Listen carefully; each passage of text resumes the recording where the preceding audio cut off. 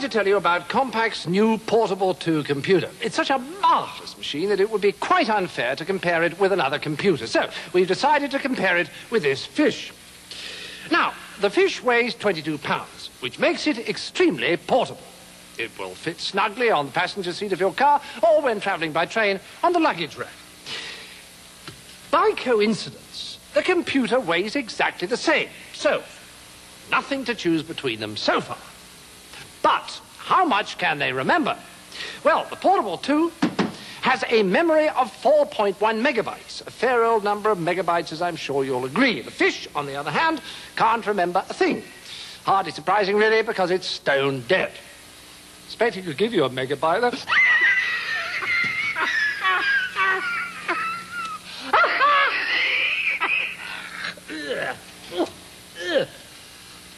Oh, sorry. Anyway, I expect you've been wondering just how much IBM software this fish can run. The answer, I'm afraid, none.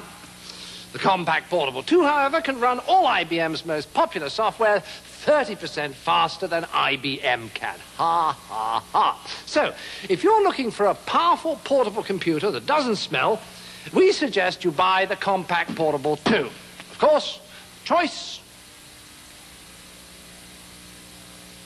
Sorry, I was miles away. Of course, the choice is yours. Good evening, YouTube. This is another little project that we have. It is a Compaq. What is it? It's a Compaq loggable, a Compaq something. A Compaq Portable 2. Yep, that's what it is. I remembered. It is a 286 with 640 megabyte of RAM. It has a Seagate hard drive, I think, which could either be a 10 megabyte or something similar. It's factory installed anyway. I've just removed the case. Actually, I've fully stripped this machine. I've just bolted it back together, as I have family coming over, so I won't have time to do anything with it. So I've bolted it back together so I don't lose all the screws, and it's still fresh in my mind how it goes back together. But anyway, it's faulty, as most things are. We have a full clippable keyboard which clips in there like the Commodore 64 SX. Supremely well built, full aluminium panels, anodized aluminium panels, millions of screws to take them off. It is a 16-bit bus motherboard, 286 motherboard. Taking all the screws out, obviously. The hard drive is, oh, it's a Miniscribe, I do apologise. Manufactured by Miniscribe, not sure if you can see that. Miniscribe Type 1, and that is February 1986. And the case is stamped up as March the 18th, 1986. So I would say it's pretty early, 1986. But it's faulty. What does it do when you turn it on?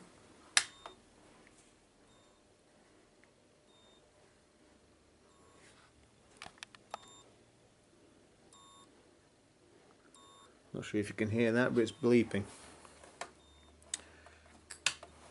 When I've seen power supplies do that before, it's often meant there's a short on the motherboard. Or something plugged in the wrong way around, or something of that ilk. But seeing as this doesn't appear to have been opened since well, 1986, there or thereabouts, I can't imagine it's something plugged in the wrong way around. More likely something's failed. I've popped out the battery that was in it. The battery had been replaced in 1989, so it had done well. It currently carries 200 millivolt, so it's fair to say it's dead. It's a rechargeable battery. The case, 2 screws there, and the case slides off that way. Although when it's been packed flat on its face, and it's obviously been jiggled about. It's broke all the clips on the surrounding cover, but I still have them, so hopefully I can repair them. There is no obvious external damage, it's just the clips on the inside have broke. But it's old plastic, I suppose. I suppose it's to be expected. One of the keys is damaged, that one. It's still there, but it's been, you know, fully repaired with sellotape. Not sure what's missing. The plunger bit in the middle, I suppose. Let's see if I can find one. I don't know anything about Compaq keyboards. There's no delete, is there? Control Alt.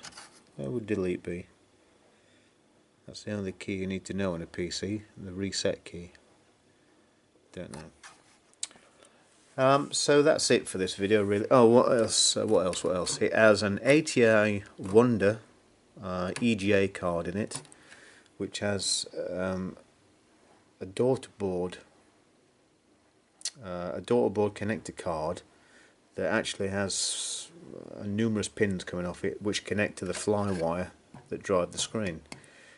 It should have a HP GM2 VDU card, GM2 or GA2, whatever it is. And it's a long length card with that connector on the end of it. So someone's upgraded it to an ATI card at some point. Probably to play Commander Keen, I should think. But it's a black and white screen. Sound comes through a speaker. The power pack doesn't appear to do much, but if I unplug the power pack by taking all these screws out, you can lift it out as a solid unit, very much like the Commodore SX, and flick the power on. The fan spins and the power pack works. When you plug it in, the motherboard diagnostic LED flashes red inside. This red flashes red, and there's a constant, well, an intermittent beep. So something's not happy. I'll change the battery before I do any major surgery. I've known things before not work purely because the battery's dead, although I don't really think that's the problem here. There are numerous issues with these old machines, these old Compaqs. The graphics cards have been known to fail, and if the graphics card fails, it stops the machine booting. So I think you cannot unplug the graphic card and flick the machine on, because it just won't boot. You get the same bleep error, or beep, or bleep, whatever you call it. The caps can go down on it, which cause a short, which makes the power pack think there's a short. Well, there is a short, and it won't power on. You get a bleep and nothing happens. The red light comes on. So that's another fault with the same symptom.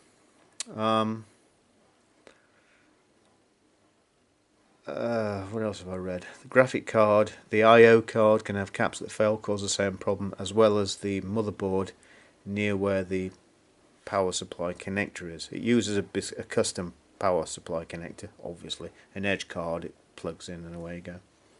So I need to find the pin outs for the Compaq, for the power supply, so I can at least test it and make sure it is working. The caps that's in there are big mothers, and they all look fine. They're all sort of glued in and bonded in. It looks particularly, you know, nice power pack, nice and clean. A little bit of dust, but come on, it's 30 years old. It's a 286 Intel with that strange little connector with no pins on that just sits there flat on a text tool socket. You know the one I mean. The Acorn Electron ULA uses one of the bloody things. They constantly give grief. What I should have done is press that down actually and turned it on and see what it does. It could well be that the 286 is not making a contact. But like I say, I've got family coming over, so I won't be doing much tomorrow. Well, tonight and tomorrow. And I'm babysitting for the weekend, so videos may be a little sparse this weekend, but we'll see. I do have the brightness button. I've just popped it off because I've got this cover off. The ferrules are broken, or the plastic housing for the ferrules are broken. I was going to glue them, but I can't find my glue.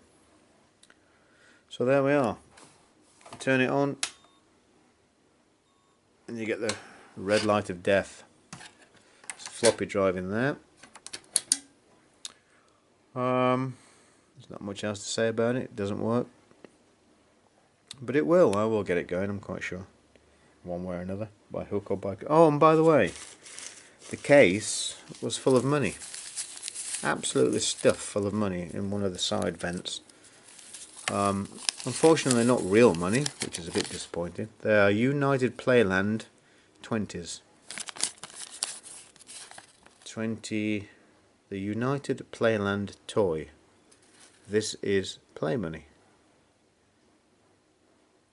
Now I don't know if anybody recognised what game this is from, or what it's from, or what era it is, but I suspect it's early 1980s, is it?